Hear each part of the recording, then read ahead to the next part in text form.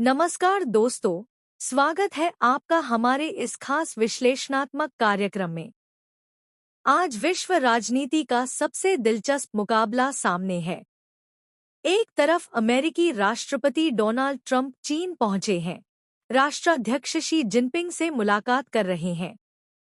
व्यापार, Taiwan, technology और वैश्विक संतुलन पर चर्चा हो रही है।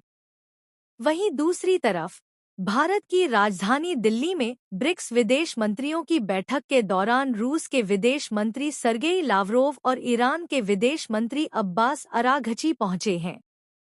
लावरोव ने साफ कहा है, हिंदी रूसी भाई भाई सिर्फ नारा नहीं, हमारी संस्कृति का हिस्सा है। रूस और भारत के रास्ते कभी अलग नहीं हो सकते। दोस्तों, मई के 14 से 15 2026 को बीजिंग में डोनाल्ड ट्रंप और शी जिनपिंग की मुलाकात हुई। ट्रंप इसे बहुत सफल बता रहे हैं। उन्होंने बोइंग के 200 विमान, कृषि उत्पाद और $10 बिलियन से ज्यादा के डील की बात कही। लेकिन गहराई में देखें तो यह सिर्फ व्यापार नहीं, बल्कि वैश्विक वर्चस्व की लड़ाई है। ट्रंप ने कहा कि चीन अमेरिका के साथ फेयर डील चाहता है। शी जिनपिंग ने संकेत दिया कि चीन अब उभरती शक्ति है और अमेरिका पुरानी। ताइवान, दक्षिण चीन सागर, एआई चिप्स, इलेक्ट्रिक वाहन और ईरान संकट पर गहन चर्चा हुई। अमेरिका चाहता है कि चीन ईरान पर दबाव बनाए ताकि मध्य पूर्व में तनाव कम हो। चीन कहता है कि वह तटस्थ है लेकिन अपने हितों की रक्षा करेगा।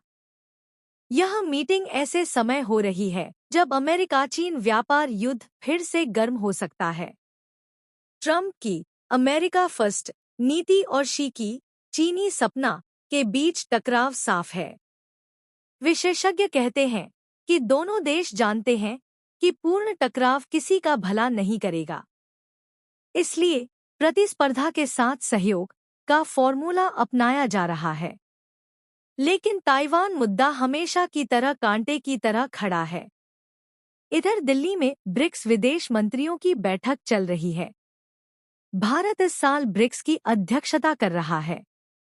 रूस के सर्गेई लावरोव और ईरान के अब्बास अराघची की मौजूदगी ने इस बैठक को खास बना दिया।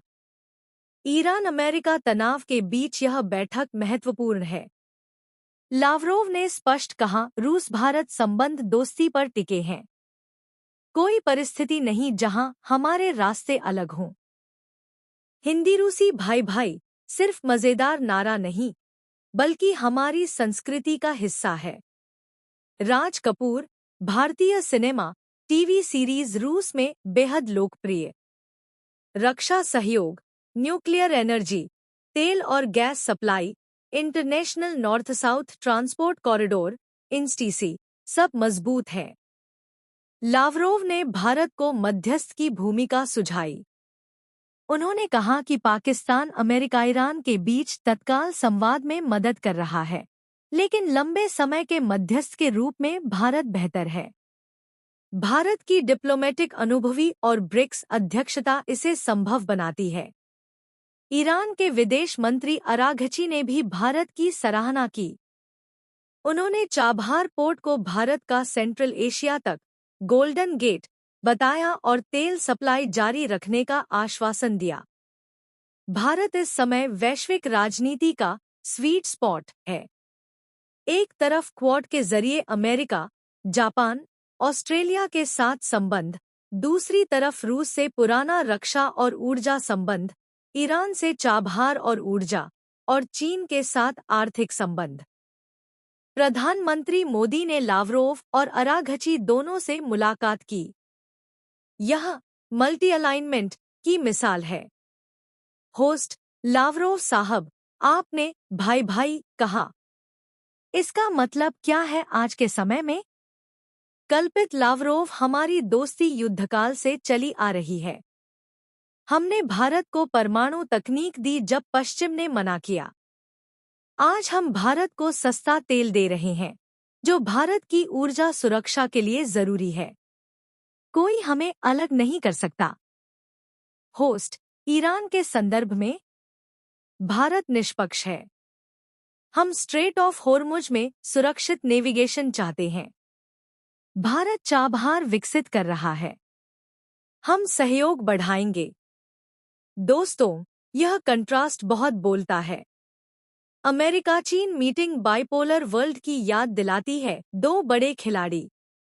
लेकिन दिल्ली की बैठक मल्टीपोलर वर्ल्ड की तस्वीर पेश करती है।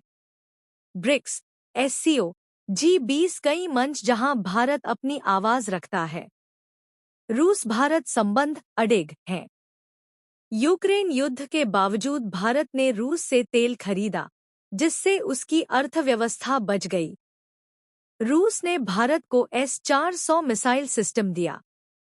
इंस्टीसी के जरिए रूस ईरान भारत कनेक्टिविटी बढ़ रही है, जो पाकिस्तान और चीन के ग्वादर पोर्ट को चैलेंज करती है।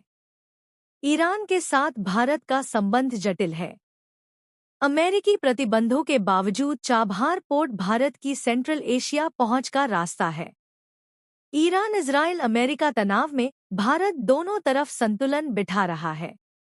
लावरोव का भारत को मध्यस्थ बनाने का सुझाव भारत की बढ़ती प्रतिष्ठा को दिखाता है। ट्रंपशी मीटिंग में ईरान मुद्दा छाया रहा। अमेरिका चाहता है चीन ईरान पर दबाव डाले, लेकिन चीन ईरान का बड़ा खरीदार है। यहाँ भारत मध्य मार्ग अपनाकर फायदा उठा सकता है।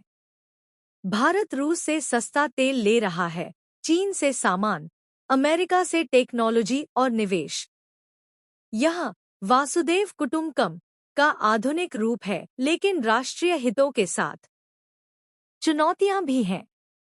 चीन के साथ लैक तनाव, रूस के साथ यूक्रेन का असर, ईरान के साथ प्रतिबंध। लेकिन भारत की स्ट्रैटेजिक ऑटोनॉमी इन्हें संभाल रही है। आगे क्या? ब्रिक्स समिट सितंबर 2026 में भारत में होगा। वहां बड़े फैसले हो सकते हैं। रूस भारत डिफेंस और एनर्जी डील्स और मजबूत होंगी। ईरान के साथ आर्थिक सहयोग बढ़ेगा अगर तनाव कम हुआ। ट्रंप चीन संबंध अगर स्थिर हुए तो वैश्विक सप्लाई चेन बेहतर होगी, लेकिन अगर बिगड़े तो भारत प्लस एक डेस्टिनेशन बनेगा। भारत को अपनी मैन्युफैक्चरिंग, आत्मनिर्भरता और डिप्लोमेसी को और मजबूत करना होगा। दोस्तों, दुनिया दो ध्रुवों में नहीं बनती। यह बहुध्रुवीय है। ट्रंप जिनपिंग शक्ति प्रदर्शन है, तो दिल्ली का दौरा विश्वास और दोस्ती का। हिंदी रूसी भाई भाई आज भी जीवित है। भारत सही समय पर सही बैलेंस कर रहा है। आप क्या सोचते हैं? कमेंट में बताएं। लाइक, शेयर और सब्सक्राइब करें। अगले एपिसोड में और गहराई से चर्चा करेंगे। जय हिंद।